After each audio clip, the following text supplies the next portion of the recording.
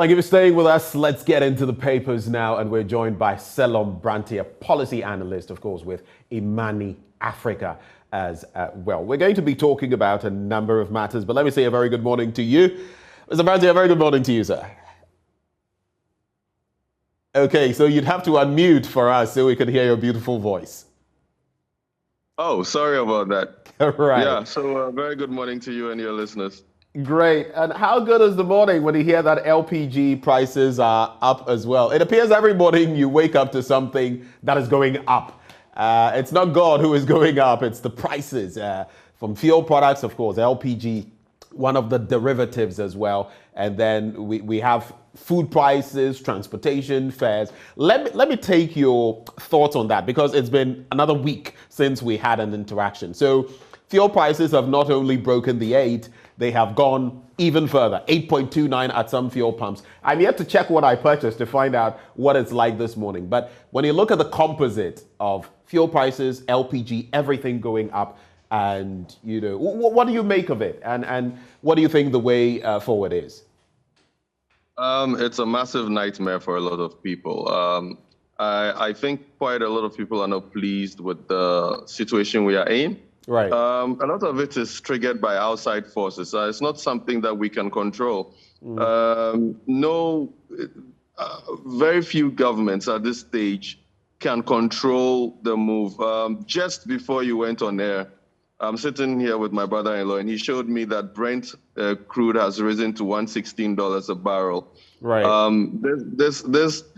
So from 111 yesterday, it's got to 116. We had Duncan Amwa in the studio yesterday say that, of COPEC, of course, suggests that we could hit at 120 in the coming days and weeks, and it's already at 116. I think it should be days or hours because, as the situation escalates and as the bombardments in Ukraine continue, and as a lot of things are cascading, taking over territories in Crimea, whatever, all those things are making the situation even more dire. The issue here is a lot of us in Africa, for example, are very vulnerable because we import wheat, we import crude, we import almost everything that is not a staple that is produced here. So it means that we are really at the point where the war is affecting us and it's going to affect our lifestyles. I believe the best thing we can do is probably just to adjust. So it means less expenditure on transport, stay at home as much as possible, maybe do more Zoom calls. It's not a situation that anybody would want, ideally. And I'm not jealous or I don't envy anybody in government right now because most people will be trying to seek explanations from them, which will not be forthcoming because everybody is new to this situation.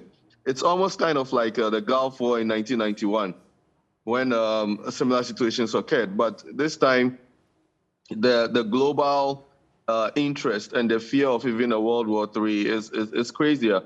Our incomes aren't increasing, so we are actually in a point of austerity. So for most Ghanaians, we should just tighten our belts. There's really not much we can do at this stage. But how do you tighten your belts in such economic at times? I mean, how far can you tighten your belt? You tighten to a point, and maybe your waist might, you might face some problems because the belt is far too tight. You know how uncomfortable it is when you tighten your belt to the point where you see that you can't tighten further, but maybe for some reason you must tighten it.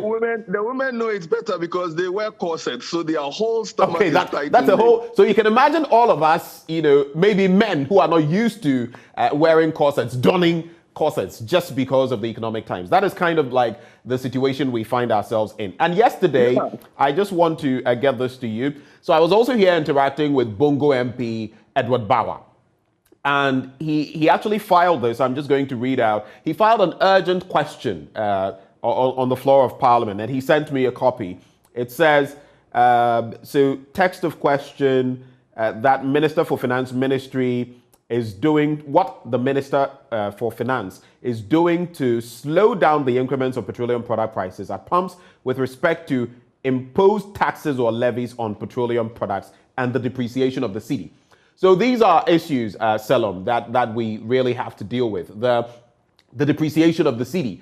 You are fully aware that our currency currently is the worst in Africa. I mean, we've been the best. I always say that we shouldn't be hasty in painting certain pictures, but right now it is the worst in Africa. We've lost what, some 7.6% value to the dollar. Then we have the bit about the taxes and levies, and some have said some of them can go, but others too have said that it's impractical. Where government finds itself now, economically speaking, it can't do anything about that. So in all of these dynamics, with an E-levy hoping to be added, and with the price stabilization not being used, right, with deregulation not working, what do? I mean, there are things to be done. You can't just say that, oh, it's out of our hands, and so ordinary Ghanaian, you're simply going to have to suffer it. For how long?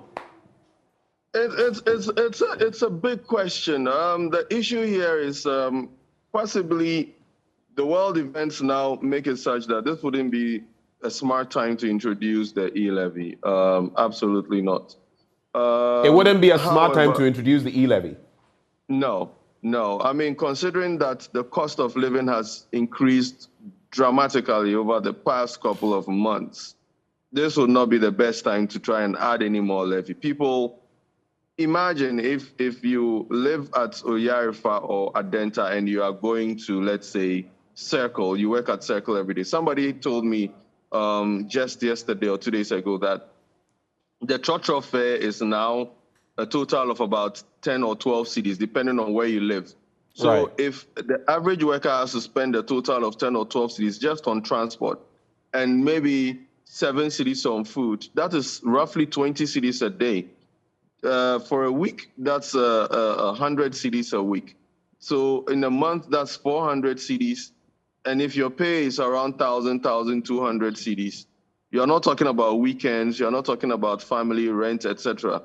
This is not the time to add onto that burden and under the guise that the person isn't paying tax, because at this rate, the war and the escalation is such that it's not going to let up. And therefore, it's going to be very difficult for people to make ends meet. And you see, for those in government, for example, I really don't know what they can do at this moment, because it's not like we have any reserves anywhere that we can fall on. Right. We will just have to have lifestyle tips, maybe, and then hope and pray that some kind of investments come in the economy. And it's interesting that you mentioned that, because we have, a segment that we started called the Living Standards and series, of course. And we go out there, interact with people, like how they are managing, basically, in these harsh economic times. People are saying, look, if I used to go to the salon 4 times a month, I'm going to cut it down to 2 or maybe 1. If I was eating twice a day, now maybe I'll manage 1 solid meal in a day, maybe lunch, and that is it. No breakfast, no dinner, and all of that. I mean, these are mechanisms people are using, but you ask yourself, how far can we be stretched? Because look, LPG is up. Fuel prices are up at the pumps. Food prices are up. Transportation fares are up. Everything, practically everything is changing. But mind you, at the same time, we know that even public sector workers, recently we had the teachers unions and others, the transport unions complaining about, the cost of living and asking for a cost of living allowance. So when you look at them, you realize that there's nowhere to run, nowhere to hide. You're being bombarded from every angle. Yeah. So the best we can do is, trim our lifestyles. There's, of course, some industries are going to suffer, like the recreation and entertainment industry. Right. I believe they are going to be one of the first to be hit. It's sad that after COVID, when the economies are just recovering, that sector is going to be hit very hard. But then the truth of the matter is that we should all be in survival mode right now, because some of these effects are going to last for months, and we should just brace ourselves, because with the monitoring the news, especially with the world events, I don't see it being let up. And then the sad thing is that we already had our problems before this problem came in. Right. And so our situation is even more dire, because it's quite a pessimistic view. As much as I'm an optimist as a person, it's we just have to, like you said, you probably have to cook all your meals one day so that you save on gas. You probably have to iron all your clothes at one time so you don't have to be racking up electricity bills. We all have to be frugal. That's the only way we are going to survive this. I mean, this war is affecting all of us, not in just the way that Ukrainians and Russians are suffering, but then also it's affecting us in terms of our lifestyle and everything else. And who knows how it's going to escalate going forward. So we all just have to tighten our belts. That's the only thing that seems feasible at this stage. We cannot ask for more, and we cannot feel entitled to more when the whole world is at a stage where we are on our knees, basically. So that feeds into another conversation that has come to the fore in recent times. It has to do with those who have spoken about the probability or possibility of these events casting their shadow and culminating in maybe something nobody wants, a coup d'etat, a military putsch. And why are we bringing it up? Because we saw what happened with Oliver Barker-Vormawor and how he is being treated even currently. But his wording as well, the things he put out there, some have said very problematic. Then there is the issue of Professor Raymond Atuguba as well. I'm sure you followed the Solidaire Ghana confab and what he said. And to be fair, he said that nobody wants a coup. That's how he premised his wording on this matter, but said that, but there are ingredients that could culminate into that, and that we seem to have them here. The other problem to look at is that in the midst of all that we are facing in our sub-region, other countries have fallen, and you know of the domino effect. So he is saying here that your economy is staggering, it is desperately broke. If you don't do something, it would be fodder for those who would want to, take over the reins of government in terms of military rule. And some have really lashed out at him. I heard from the likes of Inshiaiso MP, Dr. Stephen Amwa, very bitter about those comments. I've heard others. I've also heard, Katie Hammond, I believe the Asokwa MP yesterday, giving him a tongue lashing. Do you feel it is fair, or are we burying our heads in the sand and failing to see the reality and to forestall it after all? The narrative you want to know certain things so that you prevent them, right? Yeah, the narrative is partisan.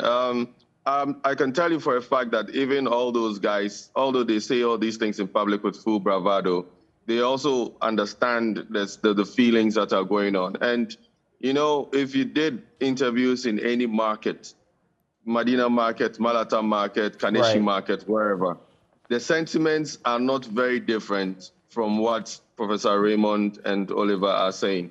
The difference here is that they would probably put it in more flowery language. Right. We have to understand that this stance of everything is going well, nothing is wrong, we are managing the situation, it's not washing, and it's a bit dishonest. In fact, it's not a bit dishonest, it's very dishonest and disrespectful for people who are privileged to be getting Article 71 type perks for their lifestyles, to be looking down on the ordinary Ghanaian who suffers to get 1,500 cedis to feed his family, and talk down on them and think that from their high horse or from their high point of privilege on that ivory tower, they can discount the views of others just because they think those people do not matter. These are the same people that they go to when they are trying to get votes to be elected into these same positions that they hold themselves high on. But they are not being accountable to the people, and they are not being sympathetic to them. This is a time of uncertainty and austerity. The last thing you would want to do is to make people think that you are better off than them, and therefore you can talk down to them. This is a time to give assurances to people. This is a time to empathize with people. This is the time to ask people how best we should all come together and face some of these crises. But to pretend that there is no crisis, to pretend that everything is okay, to pretend that you still have the situation under control when it is quite obvious that the horse is running out of the stable, only increases distrust. And when that distrust rises to a certain point, especially when there is ego involved and hubris, and you are being intransigent in your narrative, then you are actually putting the recipe together for any kind of civil unrest. Okay. And that is the truth of the matter. In every civilization or in every nation state where you've had this kind of behavior, it has never ended well for the ruling elite class. And history should be our teacher. History should guide us. Okay. We have an opportunity to keep everybody hoping. We have an opportunity to keep everybody being positive in spite of the negatives around us. Right. The last thing you want to do is to shut people's voices down just because you are afraid. The fear is justified, but then we must look beyond the fear and look at what unites us and not keep that line of division expanding to the point where people are disillusioned enough to take matters into their own hands. Right. Let's get into the Daily Graphic newspaper. New boards for state-owned media. Professor Olivia Frimpong Kwapong heads Graphic. Digitalize the Say Lab signals more gains from gold exports. Then there is YouStart kicks off April. Pilot successful. That's according to Ofori Atta, Ken Ofori Atta. There's also Gender Ministry readies for International Women's Day. That's on page 20. And of course, today is World Hearing Day, by the way. And then book on BJ Darosha launched. When you go to other pages, the international page, open borders to Africans, UN urges Ukraine's neighbors, and then Guinean group threatens demonstrations if Junta stays in power. There's also the bit about the E-levy. There's a bit of an editorial there, page 7 of the paper, to introduce or not to. All those stories in the Daily Graphic newspaper. Let's look at the Ghanaian Times. It says, differ but don't undermine our democracy. Kojo Ponkroma saying that. Story on page 7. Let's take a quick swipe at it. And it says, the government has called on political actors to feel free to differ on national policies, but refrain from undermining the country's democracy. Minister of Information Kojo Ponkroma, who conveyed this in response to comments by the Dean of the University of Ghana Law School, Professor Raymond Atuguba, said, while the administration had no problem with people expressing divergent views on policies and national developments, it abhors attempts by some to lace their commentary with anti-democratic comments and insinuations that undermined the country's democracy. So interesting perspectives from both ends. I was just discoursing on that with Selom Brantier. What is, how far is going too far, and how divergent is divergent? Well, the views will continue to pour in. We just hope that the right things will be done, because no one wants to be in the situation of Burkina Faso, Mali, or Guinea. Absolutely nobody. I was on there. Right. President's Independence Day Awards, 36 students decorated. And maybe just a quick one to run by you. So we've heard from the Information Minister, who is saying that, yes, speak your mind. We can tolerate divergent views, but don't go overboard with them. That's the, and that is in respect, Selom, of the very matter we were discussing a short while ago, Professor Tuguba's statements. The Daily Guide newspaper, prosperity will not come overnight. That's according to President Akufo-Addo. And Supreme Court bounces Kumanga, pictured there, Oliver Barker-Vomawa. There's also ex-PPA boss's account details emerge. You can check the paper for those details. And government replies Atuguba and Ku dreams. It appears this Raymond Atuguba thing has got a lot of blues, at least from the ruling administration's end. All of us ought to be concerned, but is this making a mountain out of a molehill? What do you think? What do you think, Selom? The sort of reaction, the reaction we are seeing. Oh, you shouldn't even be mentioning such things. Just a quick one at the reaction. Very quick, 30 seconds. Selom, are you with us? All right. I think Selom is still... okay, so you'll have to unmute. Right. Okay, so there was a bit of a disruption in the signal. So you were talking about the information minister. Yes. So the information minister is basically, he's also joined the fray of those responding. He says, yes, you can have divergent views, but don't use that to maybe do propaganda and lean towards, talk of a coup and all of that. How far is too far when it comes to talking about a coup? How far is being practical or impractical? Very quickly on that. Yes, there is freedom of speech, and then there is also, ability of people to incite others. Right. In the case of someone like Oliver, for example, I think they've been making a mountain out of a molehill, and it looks kind of like trying to get a poster boy to take the flak for all the negativity that is brewing up. And unfortunately, they are trying to make him kind of like, I don't know what word to use, but kind of like a scapegoat, that if you try this kind of nonsense, this is what is going to happen. But then the problem here is, where do you stop when it comes to people's individual liberties and what they have the right to say? Right. And really whether they have the ability to, for example, that he is somebody who has been engaging with the law. He's somebody who's been engaging with the police, etc. And yes, he made incendiary statements, but the statements themselves do not declare intentions of him doing something of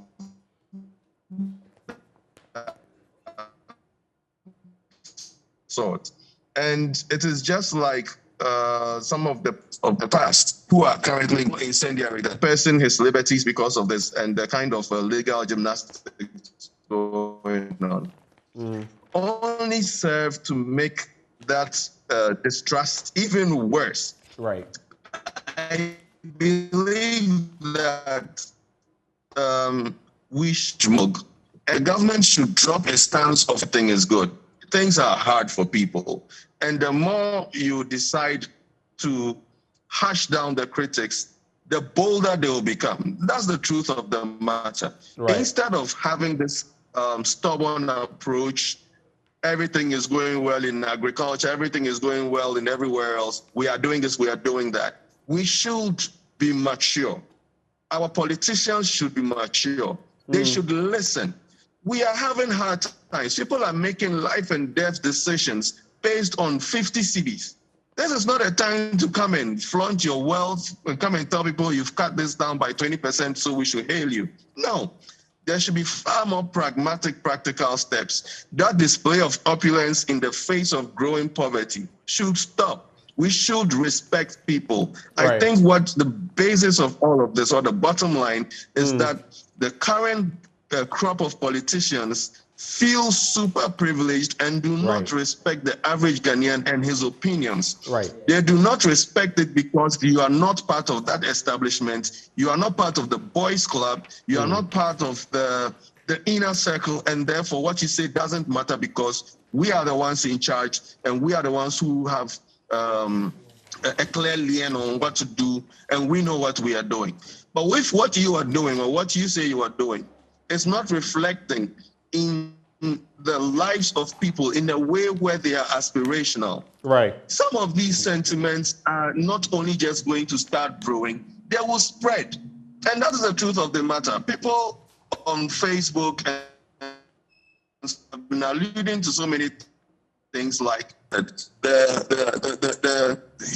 famous story about Princess Mary. The famous story of whom? Marie Antoinette. The things attributed to him that if the people say they don't have bread, why don't you give them cake? She thought that the people indeed ate cake as much as she did. She did not know that even bread was very hard for them to get. I think that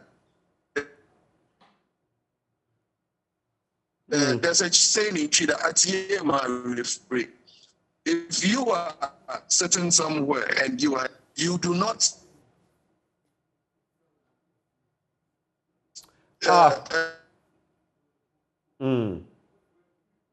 bit of a challenge with Salam Brantia's connection, but you do not identify with those on the ground. You begin to forget. Ghana. Can you get me now? I can hear you. Just wrap on that point. We've been losing you intermittently, but just quickly wrap on that point. Can you hear me, Selom? All right. At least what I took from a lot of what you said, atiye ma erefie. And so sometimes when you're living well, you become oblivious to the fact that others may not be living at the level that you are. The final newspaper, as we try to reconnect with Selom and wrap up, the business finder, I should say, move to curb smuggling in gold exports, digitized national assay lab unveiled. There's YouStart rollout, GEA, others ready, and COVID-19 trust fund. We've been talking about COVID-19 funding in recent times. We'll find out how that process goes in Parliament for accountability when it comes to our COVID-19 spending. But COVID-19 trust fund disburses over 79% of funds. That's the Business Finder newspaper. I believe I can hear you now, Selom Brantia. Maybe you can wrap on that point if you can hear me. Yeah, I mean, so I think what we need to have. Still a bit tricky with Selom Brantia. Respect.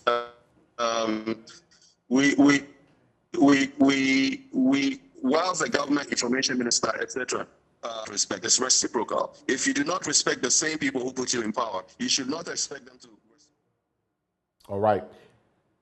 Okay, if you don't respect the people who put you in power, and you were making a point there, I insinuate, I think that you were going to talk about the fact that if you don't respect the people in power, then there could be, some results emanating from that or consequences. Let's do the National Voice newspaper, not a paper you would see every day, but the story that stands out: government plans to abolish deregulation policy as cabinet begins discussions on subsidies for petroleum consumers. And that is a very important point to make. There's also the bit about government remaining focused. That's according to Dr. Baumia. On page 3 of the paper, stop beating war drums, Razak Kojo Opoku warns NDC's Raymond Tuguba. It's interesting in this country, though. One thing I've noticed, once you serve with a political party, even in the past, it is assumed that everything you say is partisan. But is that really the case? I've heard people take the learned professor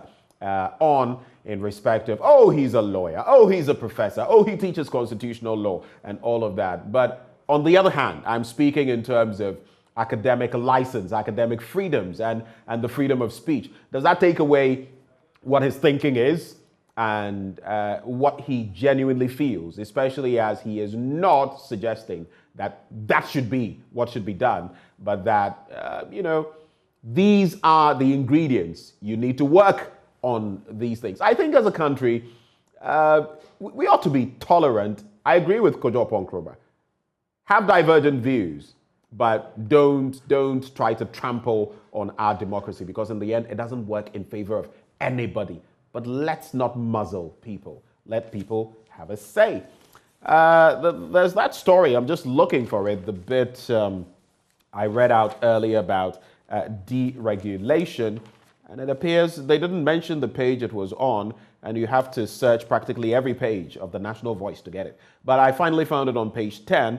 It says Cabinet has begun discussions on possible subsidies for petroleum consumers as the rising cost of fuel prices in the country bite hard at consumers. According to Deputy Minister for Energy, Andre Japamersa, although it would come at a cost to the taxpayer, Cabinet is taking the necessary steps to find relief for Ghanaians. He told Joy Business that a recommendation from the National Petroleum Authority and the ministry had been submitted through the Ministry of Finance for consideration. And of course, we know about the petroleum prices. How this is going to pan out, work out, shape up, only God knows. Selom, maybe just to wrap with you on 2 key points. Government is planning to abolish the deregulation policy when it comes to our petroleum products. And the Deputy Minister for Energy, Andre Japamersa, has been talking about that. What is your quick take on that in the midst of all of what we are seeing, Selom? Well, I think that it should not be hastily done, to be honest, because once we start subsidizing it, then the accountability process becomes also murky. Right. We have had situations in the past where we've racked up huge debts that are still not being paid, with TOR and the rest. And in light of this murky situation, is the regulation that has actually put some sanity into the system and prevented the government from taking in more debt. This situation is universal. We are not the only ones bearing the brunt of the high fuel costs, etc. And therefore, in the bid to subsidize, what is the payoff, or what are we sacrificing to have this done? I think that if anything at all, we should focus possibly on domestic LP gas, for example, which is very crucial for poor families, etc. But to do a full-scale thing in terms of intervening in the supply-demand process as it is, I think it is something that will be a quick fix, but will have disastrous consequences in the future. So we probably should not jump into it very hastily. And if we are going to do that, there should be far broader consultations. And this government does not have a track record of having good consultations with stakeholders as far as their decisions and policy decisions are concerned. They are unilateral and they always end up in disaster. And I would be very skeptical if this doesn't also go that way, especially if they do not consult broadly. In a bipartisan manner, in an all-embracing manner. If they decide to do this unilaterally, I'm afraid that the consequences that we will have to bear will be far more even egregious than the current dispensation. So another disaster could be looming if the right consultations are not made. But Salam, good morning. A very good morning to you. You do enjoy your day, and we thank you so much for joining the conversation. Pleasure. Have a nice day, and let's all keep safe. Let's all keep safe. Very important. Anyway, that was Salam Brantier, policy analyst. He is with Imani Africa. Up next, we bring you sports, and definitely we're going to be painting the picture of Roman Abramovich and his Chelsea. What is happening there? When we return, don't you forget the big stories. We have our guests delving into all of them, and that will be after sports. Do stay.